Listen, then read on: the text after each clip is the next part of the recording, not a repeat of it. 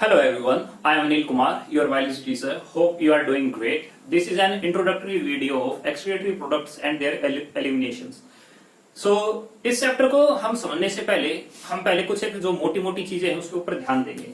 Let's imagine कि ये आपकी एक बॉडी है एंड आप इस बॉडी के अंदर सर्टेन कुछ चीजें अंदर इनपुट करते हो, यानी अंदर जो है डालते हो, जैसे कि ऑक्सीजन जो है वो डालते हो, फूड जो है वो आप अपनी बॉडी के अंदर डालते हो, वाटर जो है वो अपनी बॉडी के अंदर डालते हो.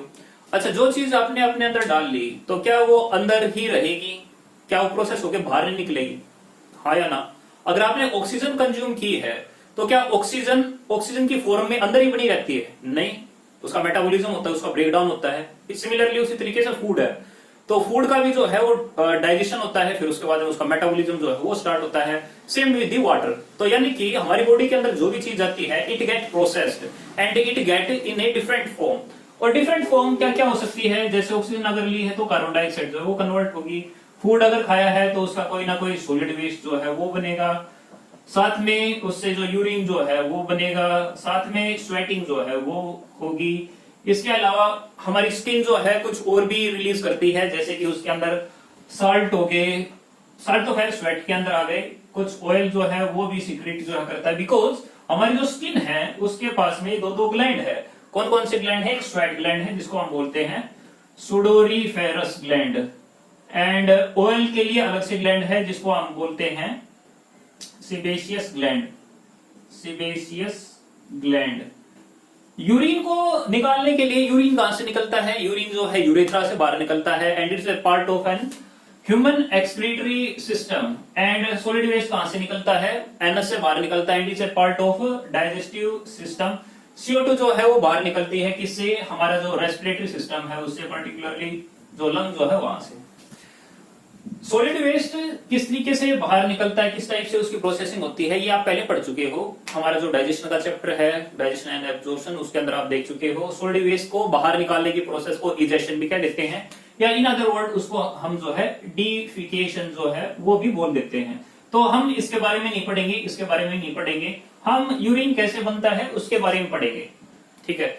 साथ में हम इनके बारे में थोड़ा सा मोटा मोटा पढ़ेंगे, बाकी इन जनरल जो है हमारे इस चैप्टर के अंदर नहीं है. बट जो इंपॉर्टेंट चीज है यहाँ पर समझने की, जो इस चैप्टर के अंदर आप समझोगे, वो ये कि अगर बॉडी के अंदर कुछ जाता है तो बॉडी उसको मेटाबोलाइज करती है और फाइनली उससे कुछ ना कुछ मटेरियल जो है बाहर निकल जाता है और अंदर की जैसी कंडीशन थी वैसी ही बनी रहती है. हम इसको इन अदर वर्ड बोलते हैं होम्योस्टेसिस.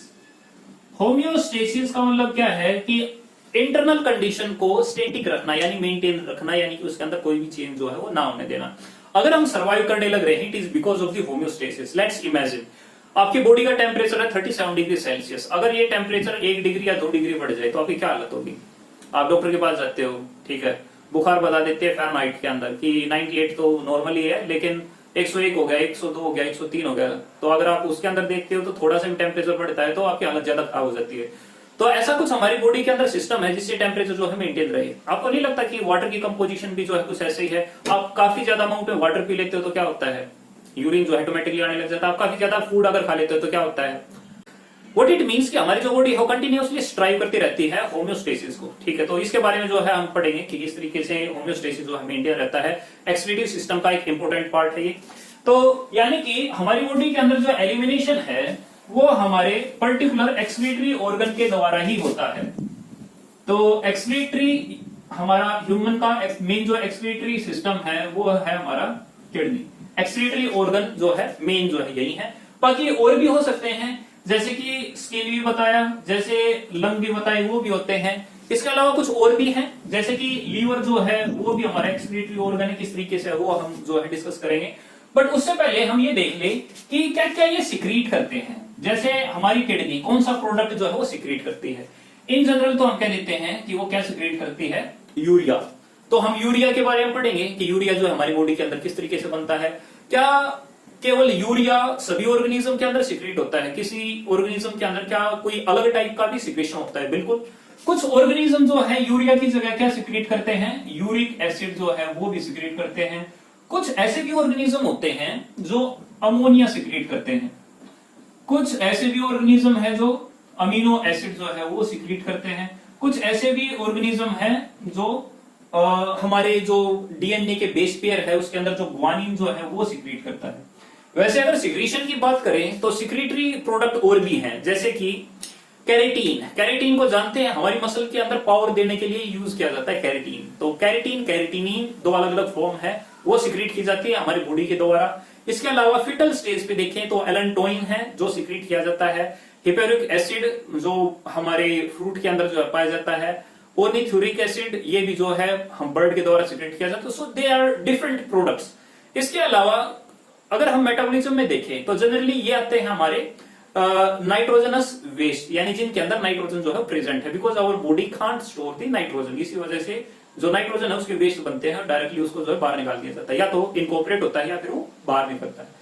इसी तरीके से जैसे हमने यहाँ पर लीवर का देखा तो लीवर भी सिक्रीट करता है, कोलेस्ट्रॉल सिक्रीट करता है, कुछ टॉक्सिक सब्सटेंस जो है वो बॉडी से बाहर निकालता है।